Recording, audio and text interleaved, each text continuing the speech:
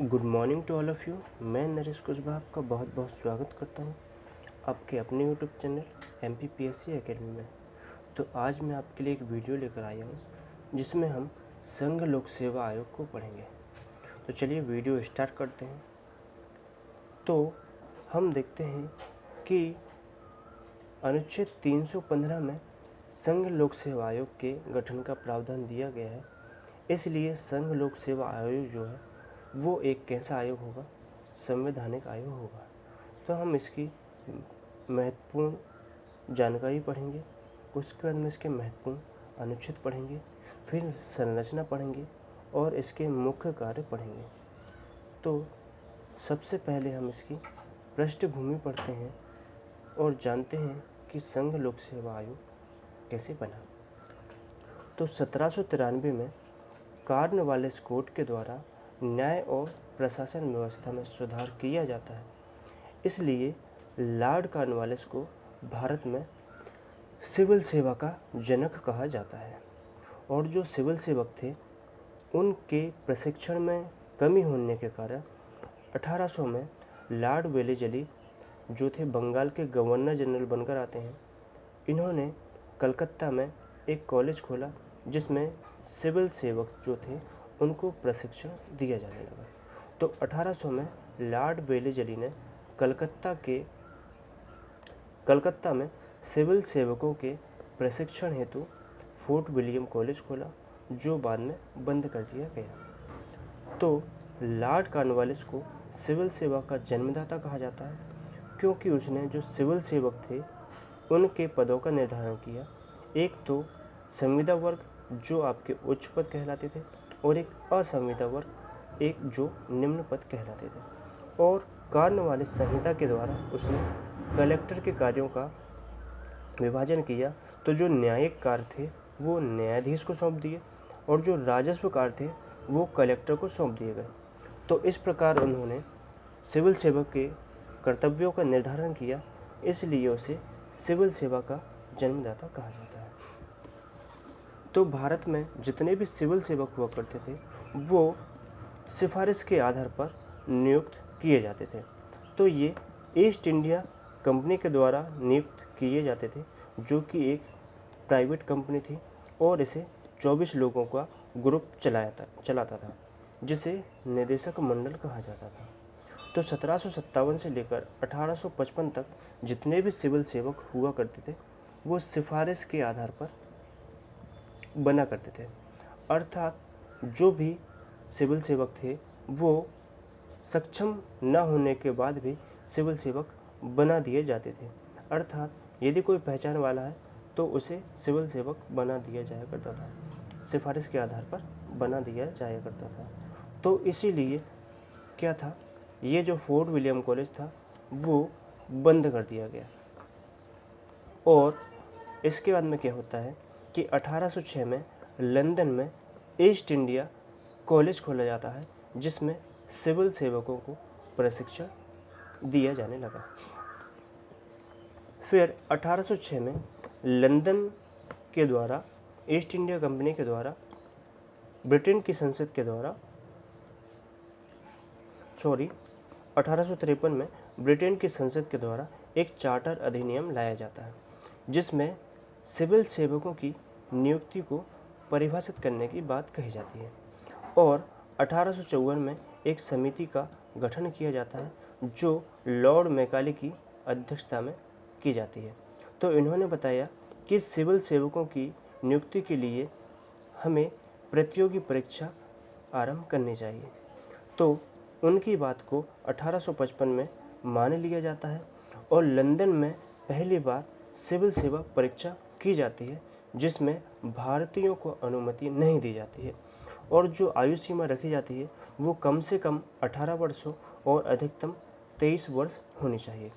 परंतु जब भारतीयों को अनुमति मिल जाती है तो उसके कुछ समय बाद 1854 में रविंद्रनाथ टैगोर के भाई सत्येंद्र नाथ टैगोर सिविल सेवा परीक्षा पास करने वाले पहले भारतीय बनते हैं। और फिर अब जो है भारत में सिविल सेवा सुधारों की मांग उठने लगती है और 1886 में क्या होता है, एक आयोग गठन किया जाता है जो है आपका एचिसन आयोग। इस समय जो वायसराय थे वो कौन थे? लॉर्ड डफरिन थे। तो इन्होंने दो बातों को रखा। इन्होंने एक तो जो उच्च पद और निम्न पद थे इन्हें हटा दिया जो कॉर्नवालिस के द्वारा शुरू किए गए थे, और जो आयु सीमा थी वो पुनः 23 वर्ष करने की बात कही गई, क्योंकि इससे पहले जो थी आयु सीमा कम कर दी गई थी, जो है आपकी 1853 में 23 वर्ष थी, 1860 में 22 वर्ष थी, और 1866 में 21 वर्ष थी, और 1878 में 19 वर्ष कर दी गई, जो लॉर्ड लिटन के शासनकाल में कर दी गई थी। तो क्या होता है कि भारत में सिविल सेवा में सुधार हेतु 1874 में सिविल सेवा से बर्खास्त किए गए सुरेंद्र नाथ बनर्जी के द्वारा आंदोलन चलाया जाता है, और 1886 में क्या बनाया जाता है? एचिसन आयोग बना दिया जाता है, जिसमें आयु सीमा 23 वर्ष करने की मांग की जाती है, और आयु सीमा जो है कितनी कर दी जाती है? 23 वर्ष कर दी जाती है। इसके बाद में क्या होता है? 1912 में फिर एक इस्लिंटन आयोग गठित किया जाता है, और इस समय जो थे वो कौन थे? हार्डिंग द्वितीय थे। इसमें इन्होंने कहा था कि भारत में सिविल सेवा परीक्षा आयोजित की जानी चाहिए। तो भारत में सिविल सेवा परीक्षा की सिफारिश जो थी वो किस आयोग के तहत की गई? तो इस्लिंटन आयोग के तहत की गई, और इस बात को जो था 1922 में मान लिया जाता है, और इलाहाबाद में प्रथम बार परीक्षा सिविल सेवा परीक्षा की जाती है, जो इस्लिंटन आयोग की सिफारिश पर की जाती है। तो भारत में प्रथम बार सिविल सेवा जो परीक्षा थी वो कब आयोजित की गई? 1922 में की गई। कहाँ पर की गई? तो इलाहाबाद में की गई। और किस आयोग की सिफारिश पर की गई? तो इस्लिंटन आयोग की सिफारिश पर की गई थी। इसके बाद में क्या होता है कि 1923 में जब रीडिंग वायसराय थे उस समय एक कमीशन का गठन किया जाता है जो था रॉयल कमीशन, और इसके जो अध्यक्ष थे वो ली थे। तो इस कमीशन को रॉयल कमीशन या ली आयोग भी कहा जाता है।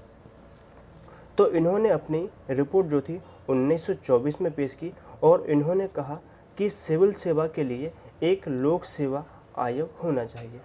तो इनकी बात को 1 अक्टूबर 1926 को मान लिया गया, और लोक सेवा आयोग का गठन कर दिया गया, जिसके पहले जो अध्यक्ष थे वो कौन थे? रॉस बार्कर थे। तो लोक सेवा आयोग का गठन कब किया गया? तो 1 अक्टूबर 1926 को किया गया। तो ये जो पूरी प्रक्रिया है ये मॉन्टेग्यू चेम्सफोर्ड सुधार अधिनियम 1919 के द्वारा की गई। तो पहली बार जो लोक सेवा आयोग का गठन किया गया वो कब किया गया? 1 अक्टूबर 1926 को किया गया। तो किस अधिनियम के द्वारा किया गया? तो ये मॉन्टेग्यू चेम्सफोर्ड सुधार अधिनियम 1919 के द्वारा किया गया। यदि हम बोलें किस आयोग के तहत किया गया तो ये रॉयल कमीशन या ली आयोग की सिफारिश पर किया गया। इसके बाद में क्या होता है कि आपका 1935 का भारत शासन अधिनियम आता है, और इस अधिनियम के द्वारा केंद्र में फेडरल सर्विस कमीशन की स्थापना 1 अप्रैल 1937 को कर दी जाती है, और प्रांतों के लिए प्रांतीय लोक सेवा आयोग का गठन की बात कही जाती है। तो फेडरल पब्लिक सर्विस कमीशन जो है वो बाद में आपका संघ लोक सेवा आयोग बन जाता है। तो फेडरल सर्विस कमीशन की स्थापना जो है आपके भारत शासन अधिनियम 1935 के तहत की गई, और राज्यों में लोक सेवा आयोग जो है वो आपके भारत शासन अधिनियम 1935 के द्वारा की गई। इसके बाद में क्या होता है कि 26 जनवरी 1950 को आपका भारतीय संविधान लागू हो जाता है, और इसमें जो संविधान निर्माता हैं उनके द्वारा भाग 14 जोड़ा जाता है, जिसमें अनुच्छेद 308 से 323 तक है, जिसमें आपका जो फेडरल पब्लिक सर्विस कमीशन है इसको क्या किस में बदल दिया जाता है? तो संघ लोक सेवा आयोग में बदल दिया जाता है। तो अनुच्छेद 315 में संघ लोक सेवा आयोग का वर्णन किया गया है। तो संघ लोक सेवा आयोग का जो हेडक्वार्टर है वो कहाँ पर है आपका, शाहजहाँ रोड, नई दिल्ली में दिया गया है।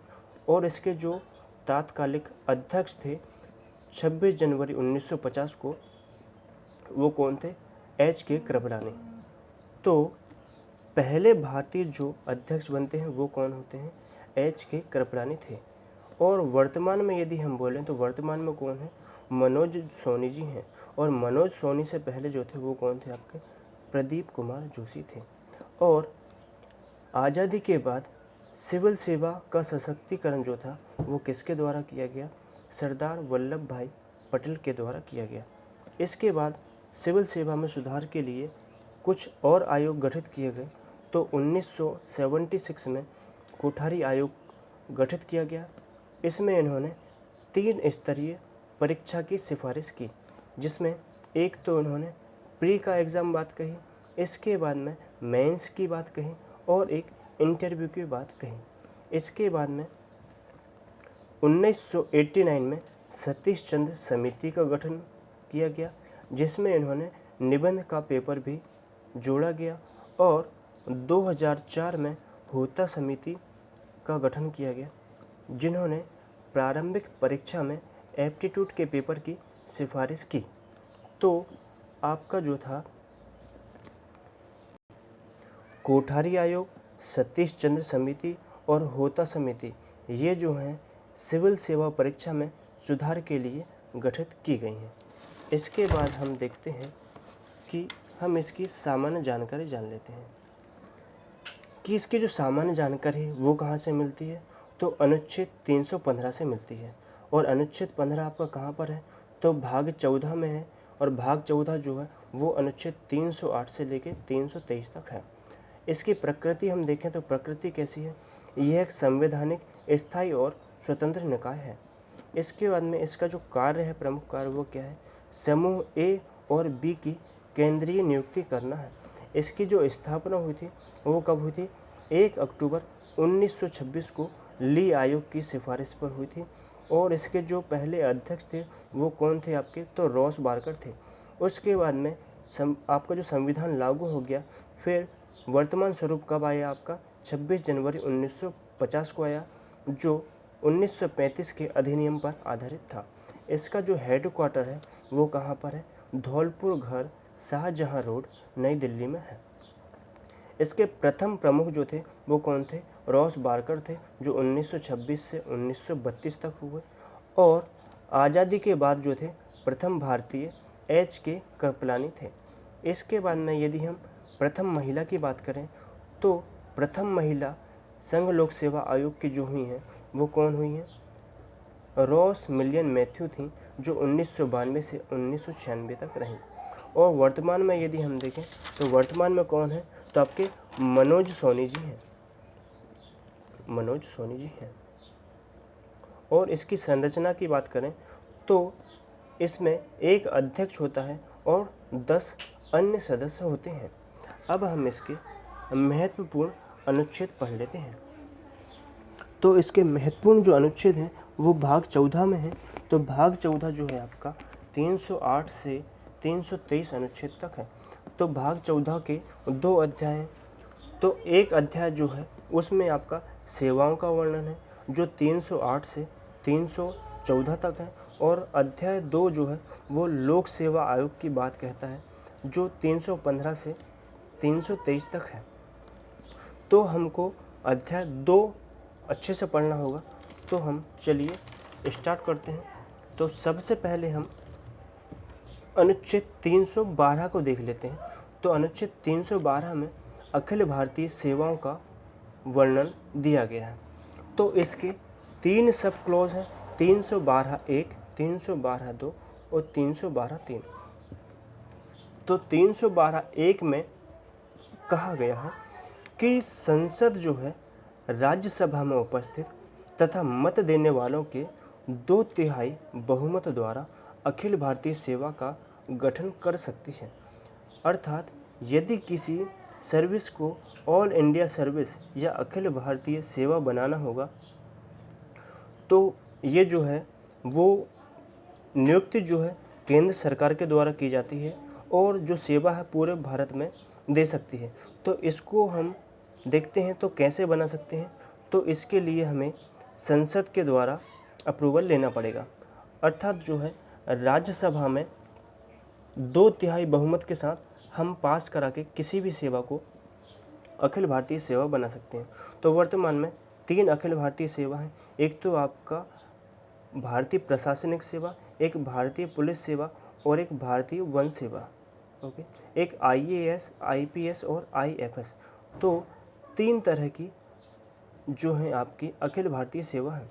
तो पहले जो थी आपकी 2 अखिल भारतीय सेवा हुआ करती थी, परंतु 1 जुलाई 1966 को जो है आपकी भारतीय वन सेवा को अखिल भारतीय सेवा बनाया गया है, जो है आपका अनुच्छेद 312 में दिया गया है।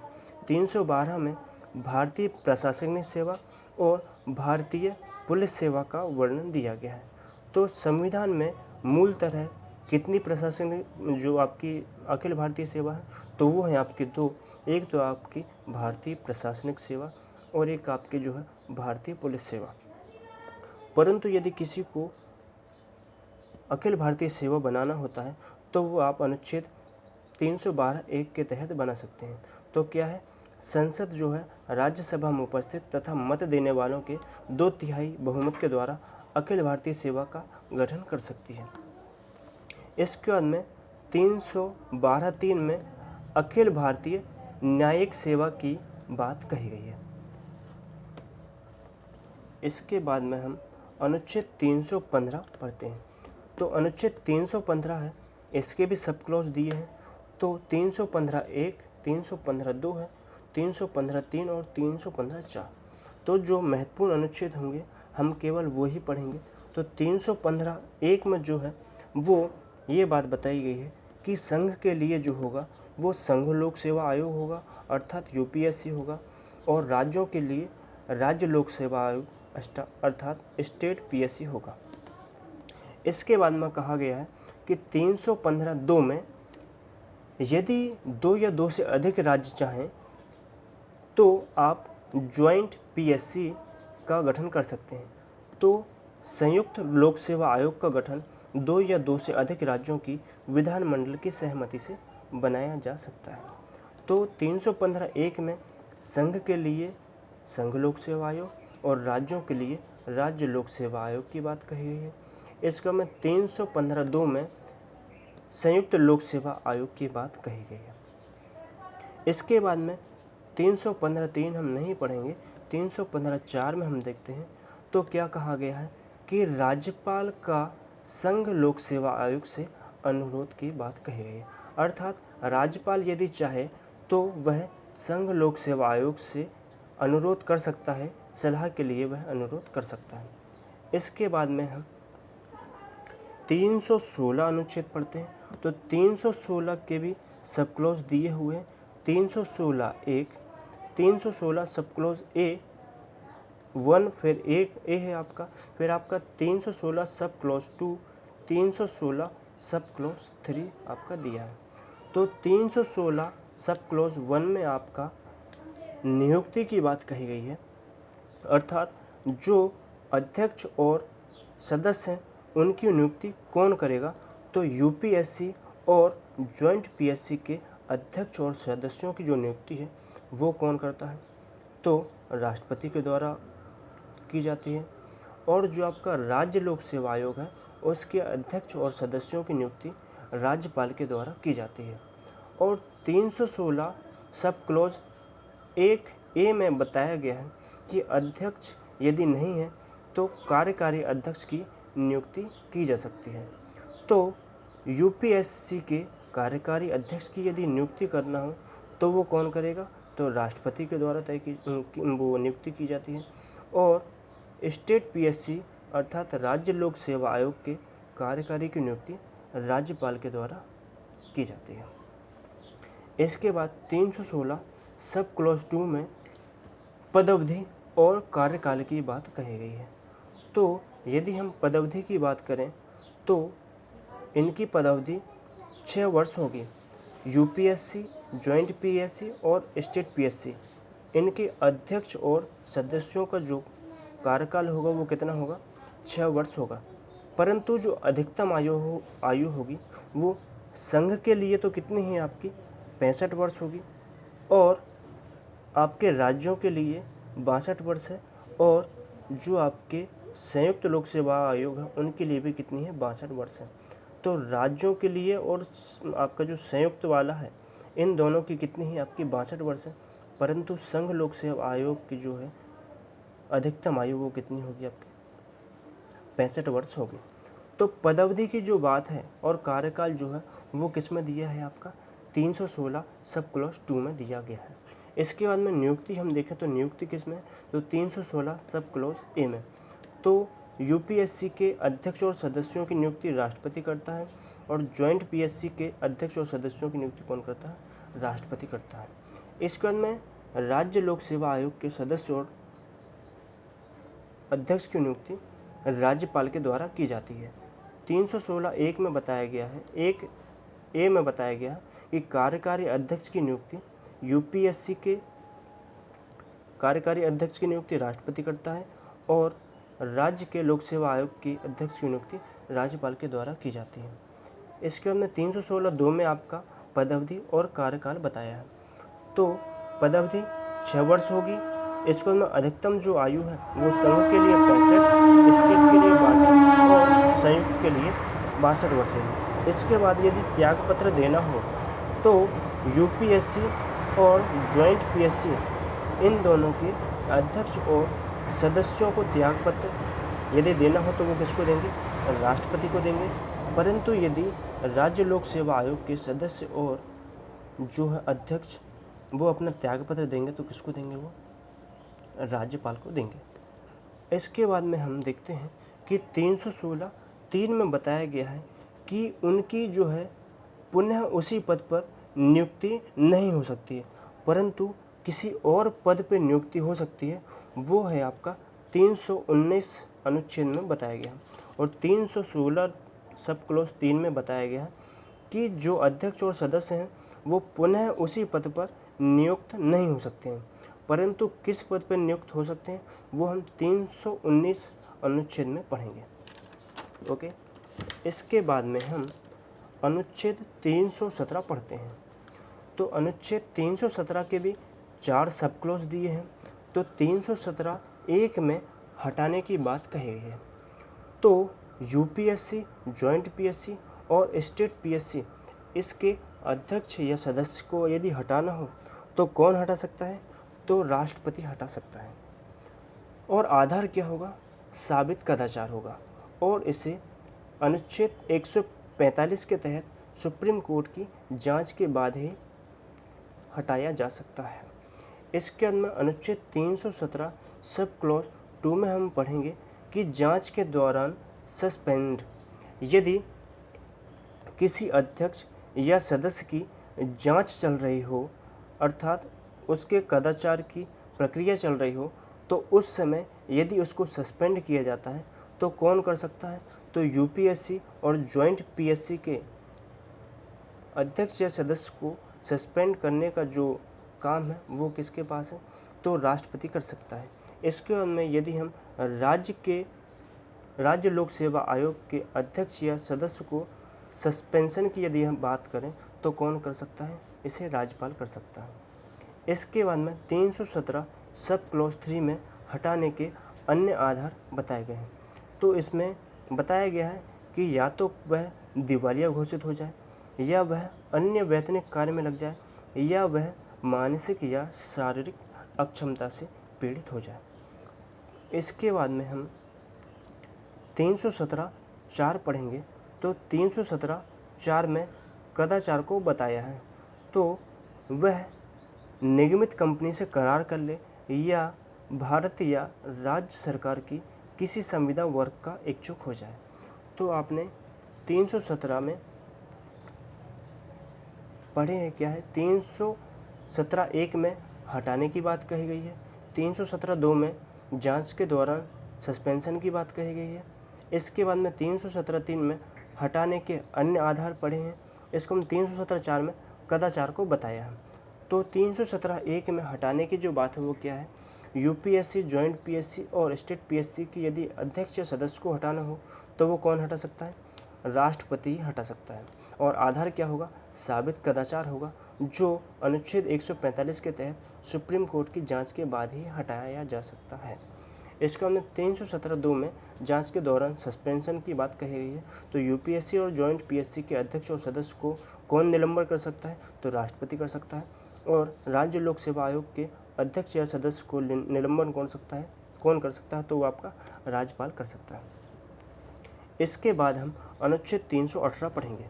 तो 318 में जो है अध्यक्ष और सदस्यों की सेवा शर्तें, सदस्य संख्या और वेतन की बात कही गई है। तो यूपीएससी और जॉइंट पीएससी, इनके अध्यक्ष और सदस्यों की सेवा शर्तें जो है वो डिसाइड कौन करता है, तो राष्ट्रपति करता है। तो इसके लिए संघ लोक सेवा आयोग सदस्य नियम 1969 बनाया गया है, जिसकी धारा 3 में सदस्य जो संख्या है वो बताई गई है कि अध्यक्ष के बिना कितनी होगी, तो 10 होगी। तो धारा 3 में जो बताया गया है वो क्या है, अध्यक्ष के बिना संघ लोक सेवा आयोग में सदस्यों की संख्या जो होगी वो 10 होगी। और धारा 4 में वेतन की बात कही गई है। तो अध्यक्ष का वेतन है वो कितना होगा, 2.5 लाख रुपए पर मंथ होगा। और सदस्य का जो वेतन है वो 2.25 लाख अर्थात 2.25 लाख रुपए होगा। इसके बाद में धारा 3 में ही बताया गया है कि अधिकतम जो सदस्य संख्या है वो अध्यक्ष के बिना 10 होगी। ओके, तो संघ लोक सेवा आयोग के अध्यक्ष और सदस्यों की सेवा शर्तें कौन डिसाइड करता है, तो राष्ट्रपति डिसाइड करता है।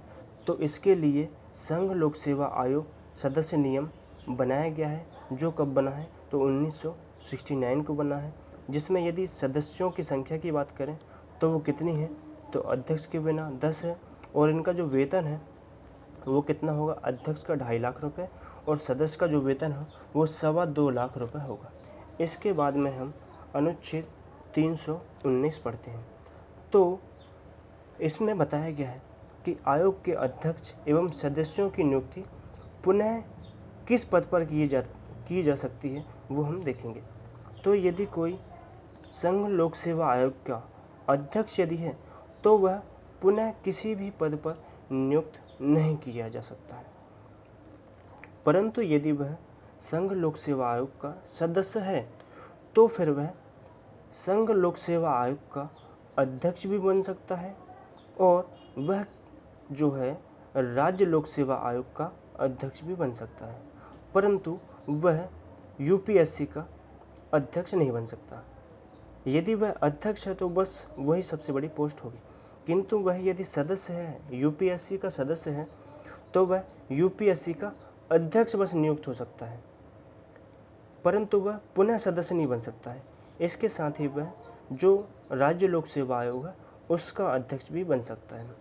इसके बाद में हम यदि राज्य लोक सेवा आयोग की बात करें तो राज्य लोक सेवा आयोग का यदि अध्यक्ष कोई बने जाता है और उसकी जो है रिटायरमेंट के बाद वह यदि फिर से पद धारण करना चाहे तो वह या तो संघ लोक सेवा आयोग का अध्यक्ष बन सकता है या संघ लोक सेवा आयोग का सदस्य बन सकता है या किसी दूसरे राज्य का वह लोक सेवा आयोग का अध्यक्ष बन सकता है, परंतु वह उसी राज्य के लोक सेवा आयोग का पुनः सदस्य नहीं बन सकता है। और यदि वह राज्य लोक सेवा आयोग का यदि वह सदस्य है तो वह संघ लोक सेवा आयोग का अध्यक्ष बन सकता है, संघ लोक सेवा आयोग का सदस्य बन सकता है या फिर उसी या अन्य राज्य लोक सेवा आयोग का अध्यक्ष भी बन सकता है, परंतु उसी राज्य लोक सेवा आयोग का पुनः सदस्य वह नहीं बन सकता है।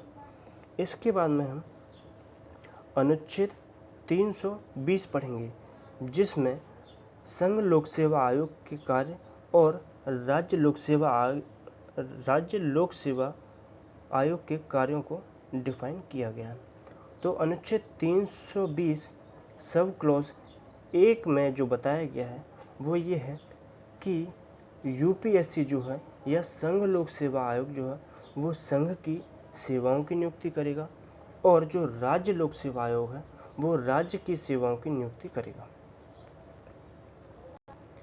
इसके बाद में 320 सब क्लॉज 2 में बताया है कि जो संघ लोक सेवा आयोग है वो राज्यों की संयुक्त सेवाओं की नियुक्ति में सहायता करेगा। इसके बाद में अनुच्छेद 320 सब क्लॉज 3 में बताया गया है कि वह निम्न पर सलाह देगा।